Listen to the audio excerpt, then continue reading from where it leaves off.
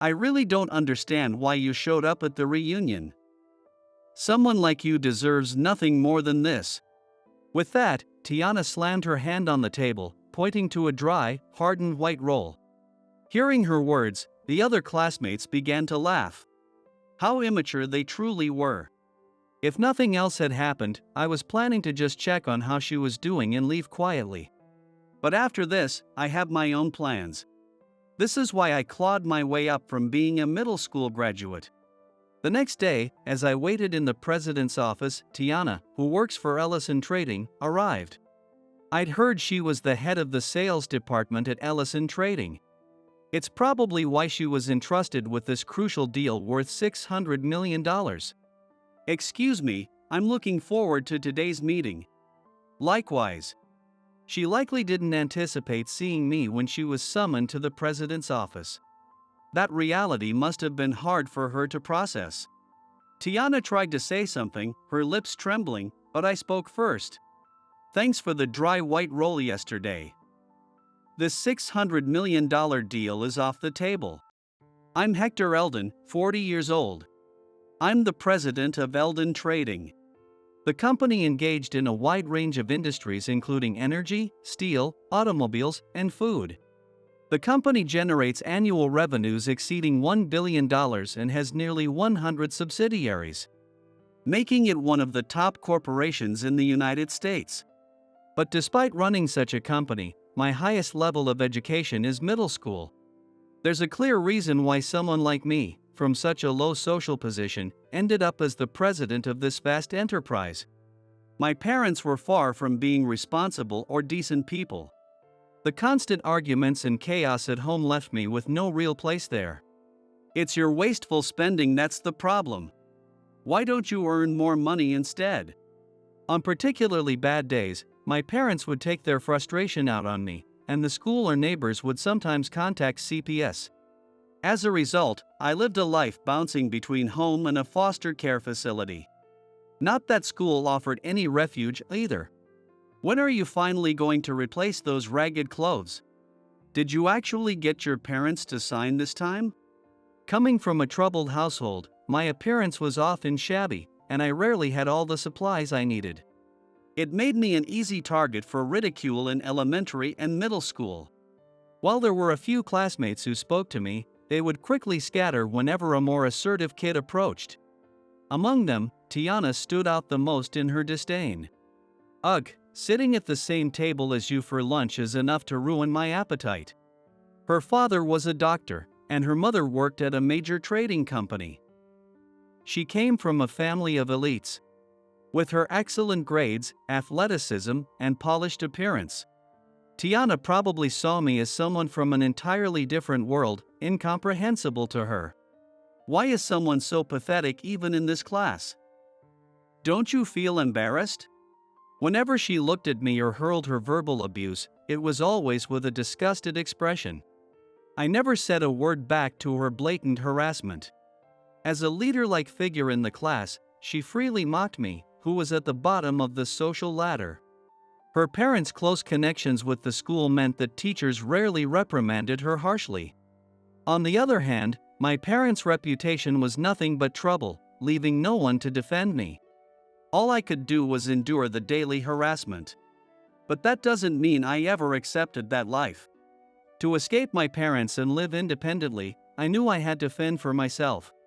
That's why I decided to start working after graduating from middle school. I sought advice from a teacher at the facility where I occasionally took refuge. "Hey, I want to start working after middle school." "Working? I really think you should at least go to high school." "No, it's fine." I didn't share my real reason, wanting to live without relying on my parents, but the teacher still listened patiently to what I had to say. Though I was nervous about becoming independent as a teenager, my overwhelming desire was to start working and leave home as soon as possible. Perhaps the teacher understood my determination. When I couldn't decide where to work, the teacher offered a suggestion. "How about working at a factory? It's less about socializing and more about being diligent and consistent. Some places even provide dormitories." So, when I graduated from middle school, I started working at a factory.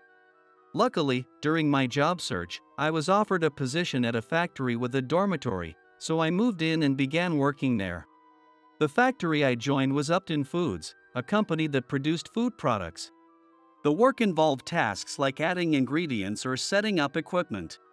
It was simple, repetitive work, and I didn't have to interact with people much.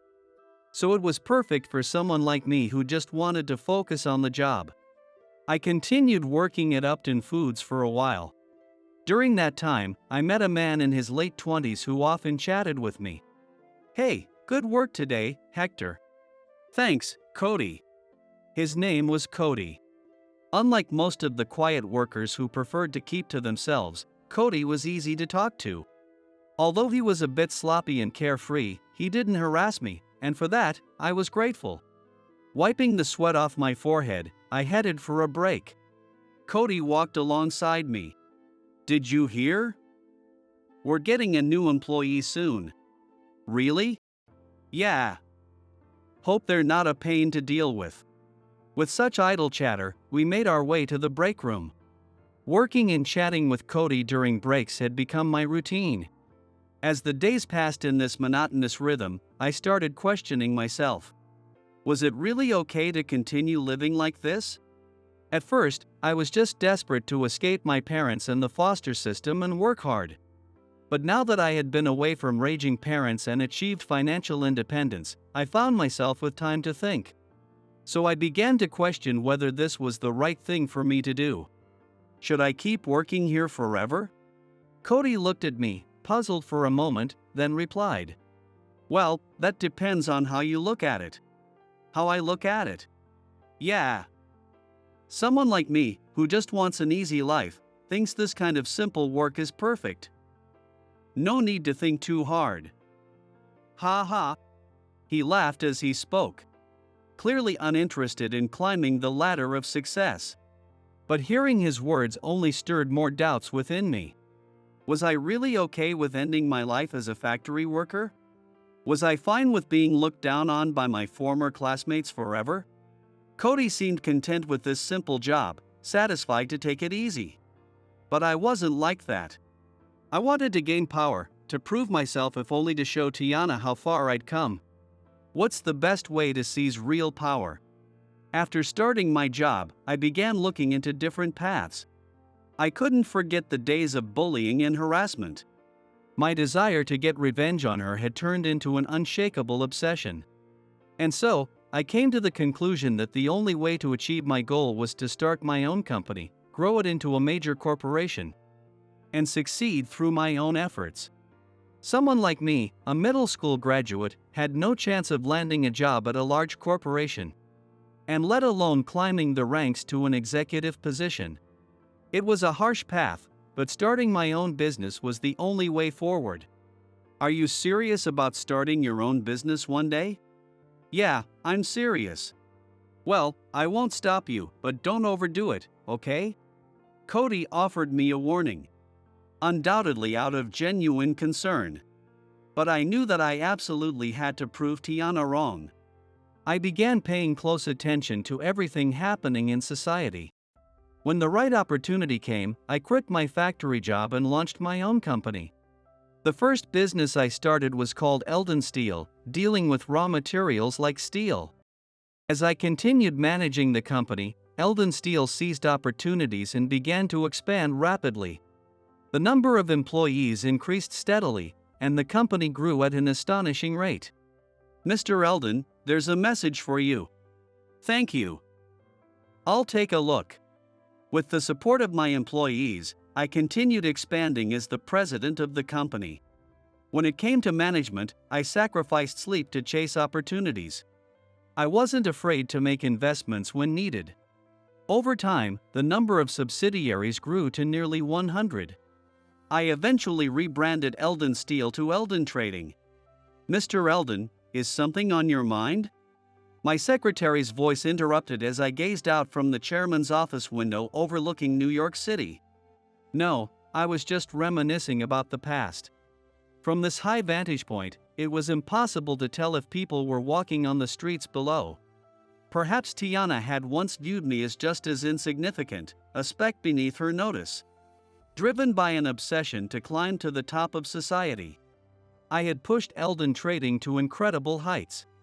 Now, having risen from president to chairman, I had reached the pinnacle of my career. I've really come a long way, I murmured, gazing at the sprawling cityscape. My secretary might not have understood the full meaning of my words, but it didn't matter. Now that I had reached this point, my thoughts turned to those classmates who had bullied me. What were they up to now? One day, I received an invitation to a middle school reunion. A reunion? Yes. What will I do? It seems someone had organized a long overdue reunion. And they'd sent me an invitation. Why not attend? It could be a good opportunity. My secretary doesn't know about my elementary and middle school days. So I guess I just gave a bland answer. I suppressed the urge to scoff at her casual suggestion. Still, I thought it might not be such a bad idea. Yeah, maybe I will. It's a chance to see how everyone's doing. Curious about my old classmates, I decided to attend. Now that I was chairman, I had come to appreciate the importance of connections. Although my school days were far from rich in relationships, I wondered if attending the reunion might help rebuild or create new bonds. The reunion was held in a banquet hall at a New York hotel. When the day arrived, I donned a suit and attended. Long time no see, Hector. Yeah, it's been a while. Is everyone here? Quite a few people showed up. Here's your name tag. Thanks. Appreciate it. The former classmate who served as the receptionist took a slightly formal tone. She probably remembers that I used to be harassed. So she may not be able to gauge the distance between us as to how to respond. As I pondered who to approach first, a familiar voice called out. Long time no see, Hector. The man wasn't someone who had bullied me. It was more like he had been unable to stand up to the more aggressive classmates. Yeah, long time no see. Good to see you doing well. I didn't think you'd come. Well, I figured I'd take the opportunity to see how everyone's doing. I kept the conversation light. While we chatted, others occasionally joined in. No one openly bullied me anymore. After all, we were all adults now. In my younger days, I would have struggled to hold a conversation, consumed by fear of retaliation and my weak position. But now, I was different. With this newfound confidence, I found myself able to casually chat and exchange small talk as an equal. I see. You now hold a senior position in that multinational corporation? Yeah, I was lucky to get in. I just had my first child recently. I spent some time catching up with various classmates. Having never had true friends before, it felt novel and refreshing to talk to peers who didn't know about my career. For the first time, I felt as though I was living an ordinary life. Eventually, it was time for the meal. The seating arrangements were at the round table, and the seats had already been assigned. And I sat down where my name tag was. It seems to be a style in which meals are brought to the table in front of me. I'm quite used to formal dining occasions by now. What was different from usual was that I was looking forward to having dinner with my former classmates from now on. However, as dishes were served one after another, all I received was a dry, hardened white roll on a plate. Nothing else came. What on earth was this? As I frowned, a woman appeared, smirking cruelly. Long time no see, Hector. It was Tiana, the very same person who had mocked me all those years ago. Even after 20 years, her mean-spirited nature hadn't changed. What made you think it was a good idea to show up at this reunion? Sure, we sent you an invitation. But that was just to notify you that we'd be having a reunion without you. She spoke arrogantly, making it clear the invitation had been nothing but a cruel joke. I really don't understand why you bothered coming. Someone like you deserves nothing more than this. With that, she slammed her hand on the table and pointed at the dry roll. Hearing her words, Others at the table began laughing. A few exchanged uneasy smiles, perhaps wondering if such childish antics were appropriate at their age, but no one dared stop her. For a while, the hall echoed with laughter. It was truly childish. If nothing had happened, I had planned to simply observe how she was doing now and leave quietly. But after being treated like that, I had my own plans. After all, I had clawed my way up from a poor and broken household for moments like this. An idea for retaliation quickly came to mind, and it was a perfect opportunity to settle this. With a determined expression, I stood up and responded to Tiana. "I'll be sure to take it home and savor it. Oomph. Enjoy every bite." I wrapped the dry roll in a napkin and walked away. Tiana sneered, letting out a derisive laugh as I left. Some classmates laughed at the scene, while others watched me leave with concern. The next day, I was in the chairman's office, waiting. An opportunity for payback was fast approaching. Today, an employee from Ellison Trading is scheduled to come. "Let me know when they arrive," I told my secretary. She tilted her head curiously. "To see you directly, Mr. Eldon? Shouldn't they go through the sales department first?" "No, I want to handle this personally." The relevant department was already informed that I would be dealing with this matter myself. Though I couldn't forgive what happened yesterday, I had calmed down. Something as petty as that could no longer hurt me. Instead, I felt pity for her. Even after 20 years, she hadn't grown or changed at all. For now, I asked my secretary to step out. As I waited in the chairman's office, Tiana from Ellison Trading arrived. I had heard she was the head of their sales department. It made sense that she was entrusted with this high-stakes deal worth $600 million. "Excuse me. Thank you for meeting with me today." "Of course." The moment she saw me sitting behind the executive desk, her face froze in shock. She had assumed she was being summoned to the chairman's office of a major client, only to find me waiting for her. There was no way she could immediately process the situation. "Hector.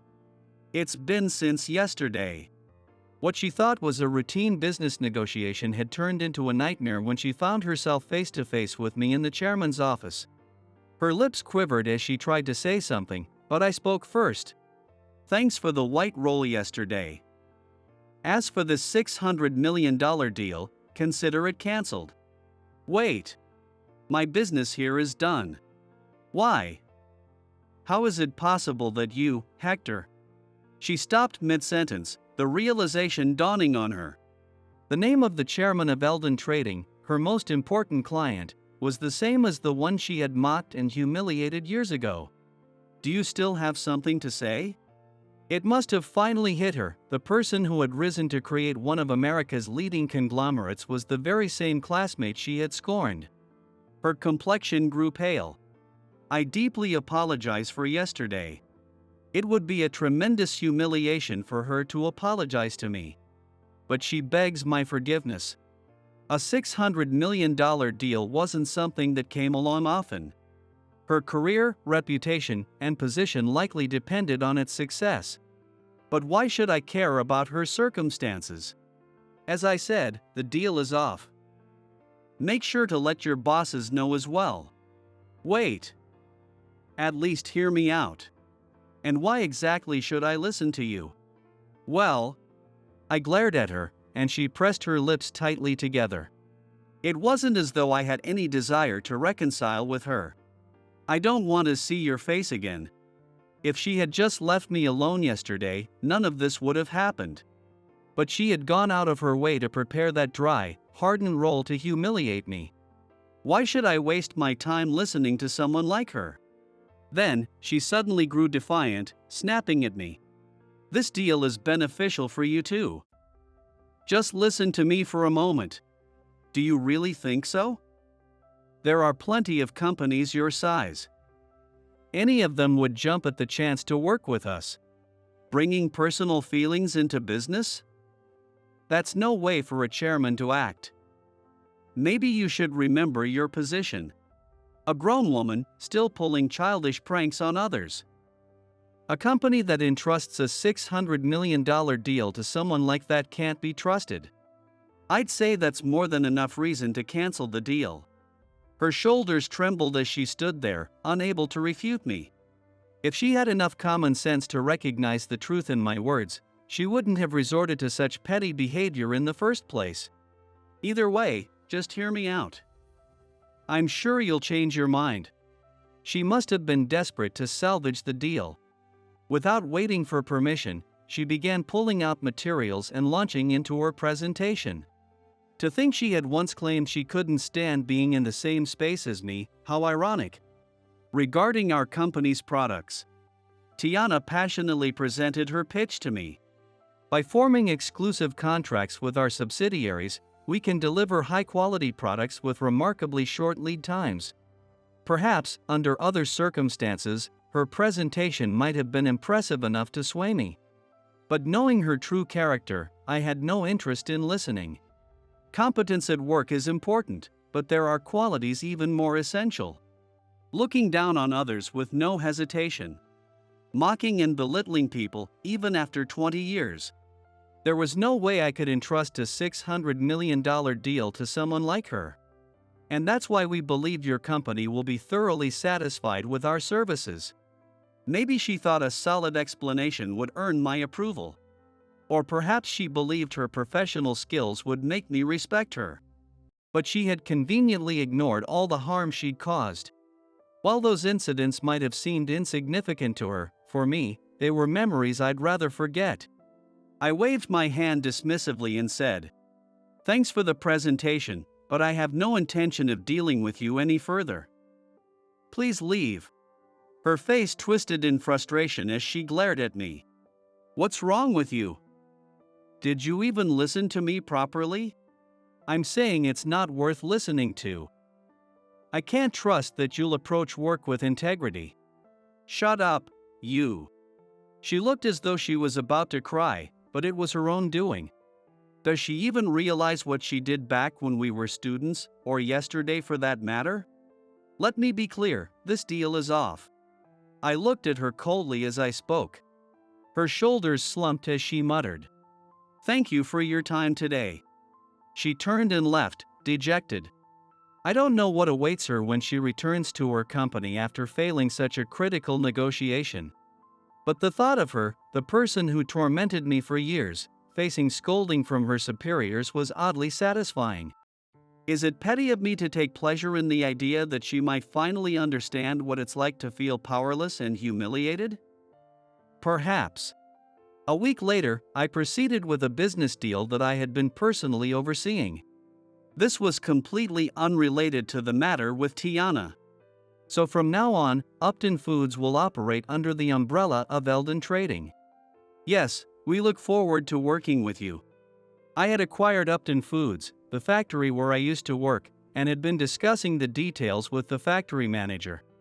The employees at Upton Foods were initially shocked to hear about the acquisition. However, after hearing the explanation, they seemed to accept it. No one chose to leave the company. But why the sudden interest? Eldon Trading already owns numerous food factories, doesn't it? You can never have too many factories when expanding a business. Besides, I have great trust in your leadership. I see. Well, we truly appreciate your decision to not only maintain employment but also raise wages. The employees are thrilled. Afterward, I toured the factory. This was where I had worked after graduating middle school. For me, it felt like one of the few places I could call home during a time when I had nowhere else to go. The interior had naturally changed over the years, but as I walked through the factory, I unexpectedly ran into a familiar face. "Hey, is that you, Hector?" It was Cody who was with me at that time who called out to me that. It seems that Cody was still working at Upton Foods. Despite the decade since I'd left, he recognized me. "Yeah, it's me." "Long time no see, Cody." "Man, it's been ages." "That suit, don't tell me you actually became a president like you said you would?" "I'm more of a chairman now." His eyes widened in shock. Wait a second, Eldon Trading? That's the company buying us out. Are you saying you're the chairman of Eldon Trading? That's right. The business I started worked out pretty well. Wow, you really pulled it off. Never thought you'd go this far. Good on you, man. Cody was one of the few people in my life who treated me with kindness as a colleague and friend. It seemed he'd continued working at the factory, leading a simple and steady life, just as we used to talk about. So, what made you decide to buy this factory? It's useful for expanding the business. Food factories are always valuable for growth. Yeah, but don't tell me you got nostalgic or something? I didn't respond immediately to his teasing comment. But it was true that this factory held a special place in my heart. And Cody was also the one who treated me without dividing us. The Upton Foods dormitory replaced my home after I left the facility. I can't deny that I have that impression. Got nostalgic, huh? Maybe you're right. Life had thrown plenty of hardships my way. But even amidst all that, there were people who had helped me. I didn't just want to use my power to retaliate against those who wronged me. I wanted to use it to repay the kindness I'd received. There were tough times, but there were people who helped me. That's why I'm here today. It felt a bit embarrassing to say out loud, but it was the truth. This was why I wanted to give back to this factory. Later, I had the chance to reunite with my parents. After I completely left home, they had eventually divorced and returned to their respective hometowns. First, I went to visit my father. It was the first real conversation we'd had in years. Long time no see, Dad. Yeah, it's been a while. The man who once argued with my mother daily was unrecognizable. He had aged significantly, but that aging seemed to have mellowed him, allowing us to have a calm conversation. When he saw me, his eyes narrowed in a nostalgic gaze. I thought I caught a hint of tears welling in his eyes. You've grown so much. Yeah. I'm sorry. I only ever caused you trouble. Perhaps it was only in his later years that he realized the importance of his child. Not that I was ready to forgive those painful days so easily, but family bonds aren't so easily severed. No matter how much resentment I harbored toward my parents, I knew I had to take the first step at some point. We exchanged a few words. You're working properly now, aren't you? Yeah, I am. You seem to have made something of yourself, and that's good to hear. I didn't mention that I was the chairman of a major corporation. But knowing that I was no longer struggling to make ends meet seemed to put him at ease. Even having this brief conversation was meaningful to me. Next, I visited my mother's home. She, too, was living modestly. When she saw me, she teared up slightly. I'm so sorry for everything we put you through.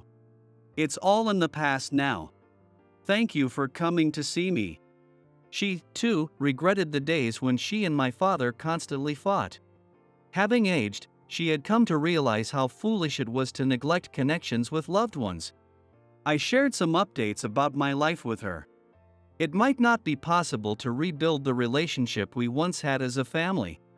But cutting ties completely would feel like a waste. Though living together again might be unrealistic, perhaps we could repair our relationship enough to avoid any lingering regrets. I had finally taken the first step toward that. It was around a week after the $600 million deal had been canceled. When I was heading toward my car after finishing work, unexpectedly, a familiar voice called out. Hey, Hector. It was Tiana, of all people, approaching me as soon as she saw me. The self-proclaimed elite, showing up unannounced like this, was entirely out of character for her. Her desperate and unrestrained behavior caught me off guard. My eyes widened in surprise. Hey, listen to me for a second. Listen? To what? Come on, we're friends, aren't we? The least you can do is stop and hear me out. The word friends made me frown. Did she feel no shame in using such a convenient term only when it suited her? Friends, huh? That's quite bold of you. Have you ever once truly thought of me as a friend? Of course I have. Really? Is serving a dry, hardened white roll at a reunion your idea of a friendly gesture? If that's how you treat your friends, you should have gone the extra mile and prepared even more pitifully hardened white rolls for the occasion. My retort made her grit her teeth. Yet, despite being mocked, she showed no signs of backing down. Look, just hear me out. I have a great offer for you. As always, she was focused only on self-preservation. Still, if she insisted, I figured it was time to set the record straight about everything she had done to me. So, the only reason you're coming to me now is for your own sake, isn't it?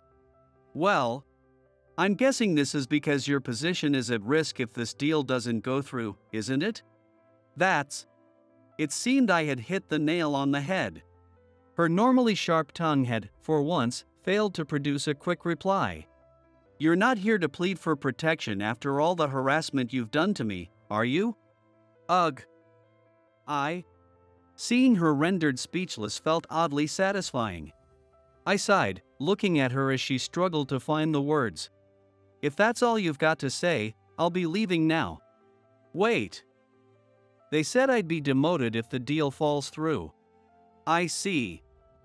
A $600 million deal naturally came with significant responsibility. It made sense that her company had assigned it to her as a department head.